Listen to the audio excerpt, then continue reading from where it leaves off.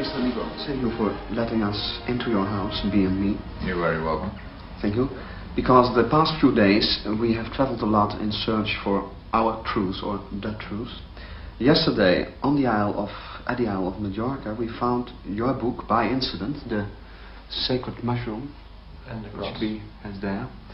And in the plane, flying from Majorca to the Isle of Man, we were seated flabbergasted, fastened in our seatbelts, because it's an extraordinary book about religion and the first roots of Judaism, Christianity, and so on. And our first question, I think, should be, what is religion? Or what was religion? That's a big enough question to start off with. So we can rest. Yeah.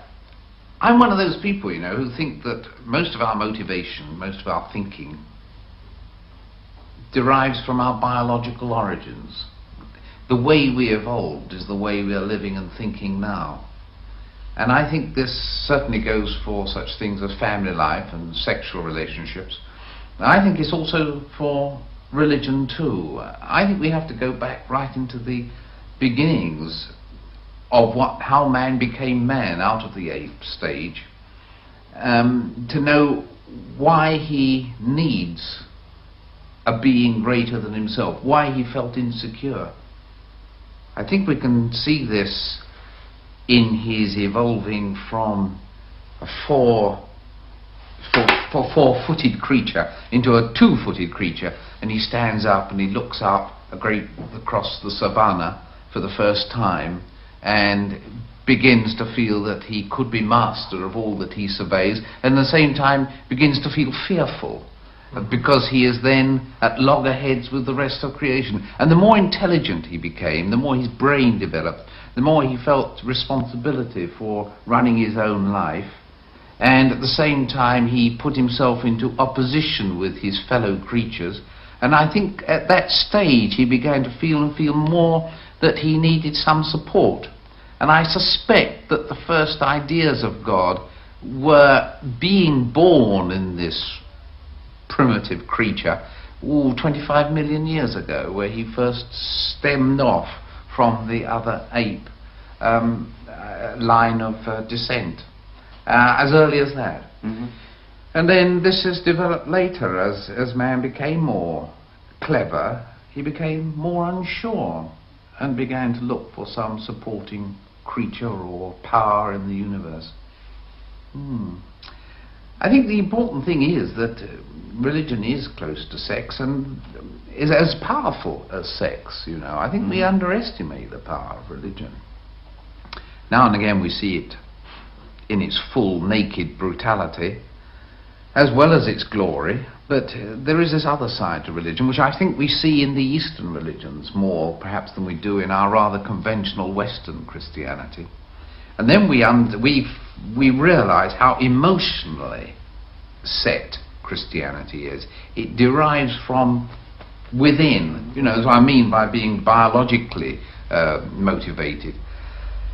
You're talking about a fertility cult. The Yes. primitive form was a fertility cult. That's right. The first image of mankind, of a god, is a sexual one. I think it is. Yes, I think it is, because when he looks for the origin of creation, I mean, all this is feeling, but then he begins to rationalize and begins to think about this great force and this great creative deity, whether in the skies or in the earth, male or female. And he thinks of it in human terms. There's no other terms to think it of. So when he thinks of a creator God, he thinks of the creative act in mankind or in animal kind, and he relates the two. So he says, well, God creates life on earth by an ejaculation of sperm in the form of rain, which he sees around him every day if he's in a happy country like the Isle of Man where it rains all the time. But, you know, I mean, he sees it happening, he sees it going into the womb of Mother Earth, and he relates the two, and so he sees the creation of Mother Earth, the plants of Mother Earth, as an offspring of God. These are the children of God. And then, of course, you go to another stage, don't you? You go to, talking about my mushroom book, you begin to see how certain plants are more representative of their Heavenly Father than others, and that is those plants that have the power to make alive or to kill, the poison plants or the hallucinatory plants, the drug plants. And if, as in the case of the mushroom, which was always invested with great mystery because it seemed to be born of a virgin birth, if you see this coming out of the ground and you know that if you ate a particular mushroom it could give you visions of heaven and God, you may well believe that this was indeed the Son of God. And if it's shaped like a penis, like a phallus, he sees, well, surely this is the little God from whom this sperm emanated in the first place.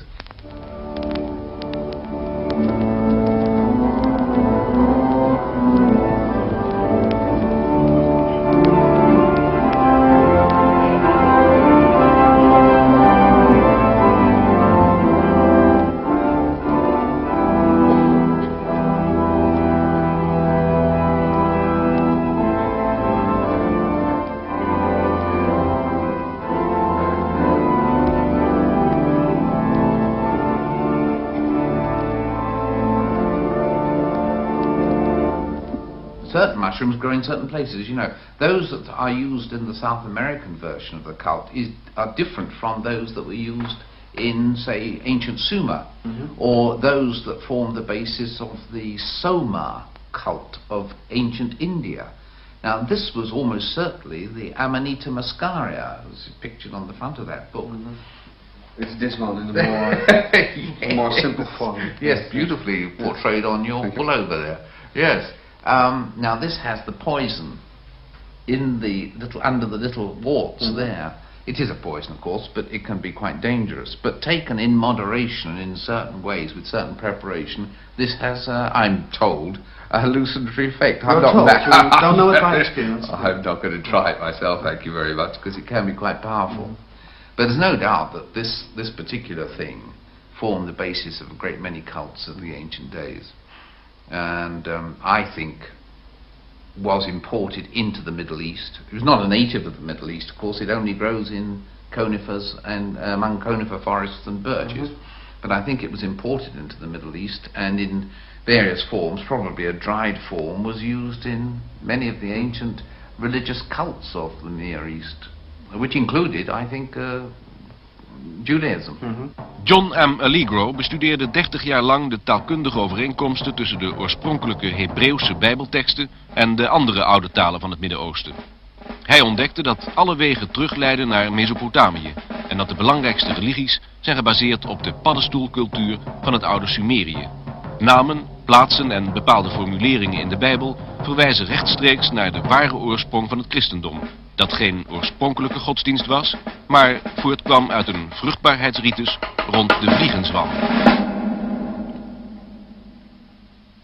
I mean, Christianity is always a headache for the historian because it seems so different from what went before. If in fact it can be seen as part of a continuing secret tradition which went on and through the Old Testament stories and some of these old myths and legends that you get in the Old Testament, with roots going right back into ancient Sumer of the 4th century, 4th millennium, and perhaps much earlier than that. The thing was becoming a nicely complete picture. And that's really what the sacred mushroom was about. Next question is perhaps, what is really told in the New Testament? Well, the story, we all know, its face story is of a rabbi going round saying nice things and comforting things to people and calling people to his name and telling everybody to be awfully good to one another and love one another and so on. That's the picture that's come over. I think underneath that there are code names being purveyed for the names of the mushrooms and also invocatory names used in the secret cells that the Romans were always after breaking up, you remember? Perhaps a better question in that case is, why was the Bible written me? Waarom werd de Bijbel eigenlijk geschreven? Yes. Daar gaat hij over. But why why was write it it at all? Yes. Yeah, that's right, yeah. Well, I think it was simply a cover story. I think you see that it was the Gospels that were circulated, not the Pauline letters at first. It was the Gospels that were first circulated in some form. Of course, we haven't got the originals. What we have are traditions of a good deal later time and written in the wrong language, as it were. But the kind of thing which a Roman investigator could pick up anywhere and read about this man with strangely pro-Roman feelings for a Jew at that time, when they were very, very antagonistic towards their political masters, and seemingly crucified on the instigation of the Jews, as the story goes, for reasons that could only but puzzle the Roman masters. You see, there's the picture. But in that story, there are certain passages, certain lines, certain so-called Aramaic phrases which are given translations like the names of the twins Boanerges, which is supposed to mean sons of thunder.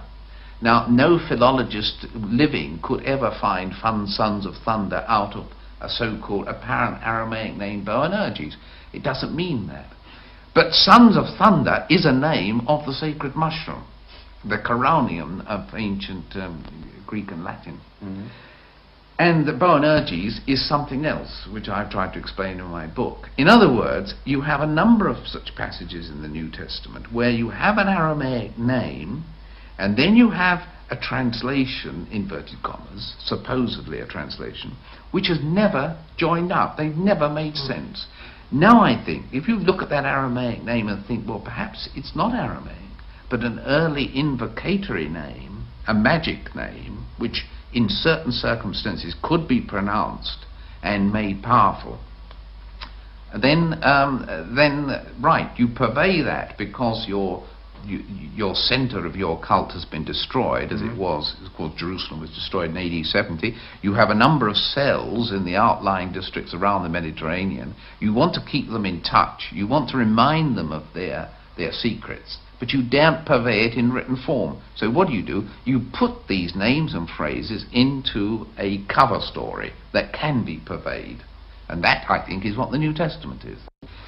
In fact, the Lord's Prayer is a good case, because the first words, Our Father who art in heaven, is in Aramaic the equivalent of that magic phrase that came to us in another context, abracadabra.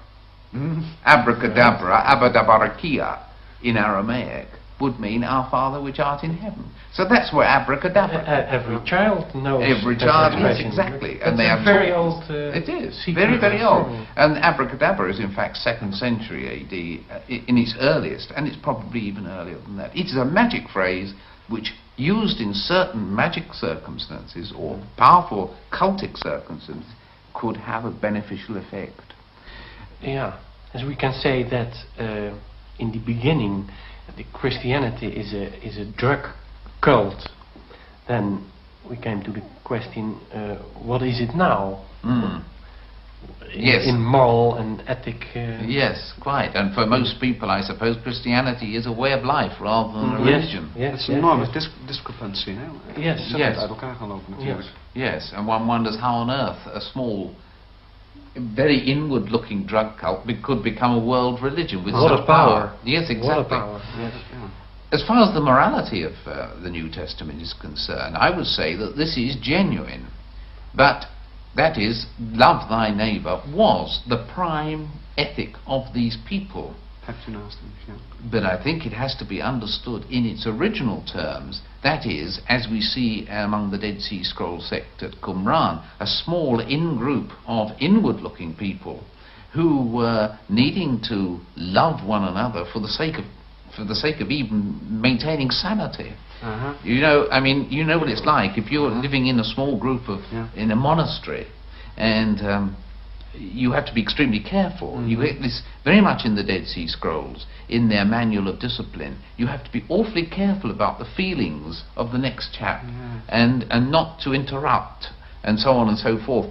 Otherwise, a little friction can soon explode and the Love- whole love community thy falls direct apart. neighbour and distrust That's right. everyone else outside Yes, the group. that was That's right. it, yeah. Oh, Yes, you it's get smart. love thy immediate neighbour, strongly stressed in the Who is Dead Sea in the Scrolls, secret within the of group. Yeah. But you could hate the man outside, Oh. and the more hate you generated for the man outside, the more you were able to love your neighbour, because the hate and love are the reverse, the same side of the coin. You know, of the coin. Now, I think if you understand the New Testament ethic in that terms of a small community, Yes. where loving is an important aspect, and forgiveness and turning the other cheek is absolutely vital, then I think this makes sense. But it does not really make sense, and it has never really made sense in human terms of loving the whole world. What's left over of that origin of Christianity in the church of today? I think perhaps That's interesting, isn't it? first in eerste instantie denk ik dan toch aan bread and wine. That's yes. kind of ritual. Yes, because that Is that original? that is not original to the church. That bread and wine sacrament is Yes. in the Dead Sea Scrolls already in the pre-Christian time. They talk of the bread and the wine of this messianic banquet, the Christ banquet, when all the followers will be gathered at the foot of the Christ, and they would be partaking of the bread and the wine. But nowhere in Judaism, not even in the Dead Sea Scrolls, do you get this extraordinary idea that the bread and the wine were actually the Christ himself. It's cannibalism. It's all cannibalism. Yeah, But you can see how in a sect which is dedicated to the eating of the Son of God and the becoming of one with the God through consuming the God, the sacred mushroom, that would make sense. If you were distributing among them pieces of the mushroom and they were eating it, they would blow their top or whatever they do, then they would consider that they had become one with God, and there would be a sense in which they were eating the God. And when you look at the Dionysic cults of ancient Greece, it has been suggested that they were eating the mushroom, the sacred mushroom. I think it was Robert Graves put forward this idea that the Maenads, these women, were going screaming in a frenzy through the conifer forest, picking these things and eating them. And I think that when they talk about pulling apart the little forms and the animals that they found in the wood, actually tearing them apart and eating them, you have there a piece of mushroom mythology, because, as I've shown in my book, names like the fawn are mushroom names. And in that case, the fawn, if you look at the names for these little animals, they are centered on the eye, the hemispherical large eye of the fawn and the gazelle and so forth. These again are Sumerian names, as I've shown. En daar is dan eigenlijk, kunnen we niet even luchtjes scheppen of zo? Yeah. Can we go for a little walk? It's Yes, fine weather now, and That's to continue fine, our right? talk. Yes? Good idea. We will excuse our English because It's extremely good. No.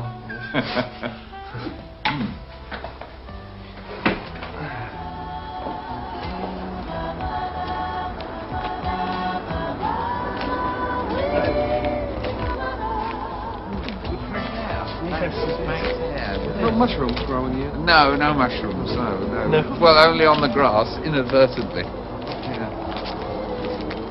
But to continue our story, you've told the cross is now a mushroom. Yes. What is the meaning of the cross and crossing in the mushroom story? Let's Well, say. because one of the old Hebrew names of the mushroom was the little cross. The little cross. And I Flank. think myself that the whole crucifixion story, Yes. although of course there was crucifixion and it was meted out as a punishment to rebels and so on and so forth, I think the idea of the God being crucified Yes. on this piece of wood was made to was a piece of mushroom mythology. They saw the cross as a mushroom shape, you Yes. see, and they understood this figure as being splayed out on the cross as the risen mushroom, open wide in it, with its canopy on top. And I suspect that's where it's come from, and that's the origin of the crucifixion motif within the story of the New Testament. That mushroom is a very strong one, isn't it? A very strong one. I wouldn't advise anybody to play with it. No, not at all. I wouldn't. But it's a very beautiful thing. Yes. But one can see from that kind of thing how folklore can grow up about it. I mean, the phallic shape, and then it opens out into a canopy, a little cross, as the Hebrew calls it. And so the stories begin to mount. Thank you very much, Mr. Leo. Thank you for coming. You were most kind. Thank you very much for coming. I'm very pleased. I hope it goes well. And I'm going to read the whole book now. Yes. Van de Kattenberg klein stukje gelezen. Yeah. Thank you, so Mr. much. Leo. Thank you. Goodbye. Goodbye. Bye. Thank you.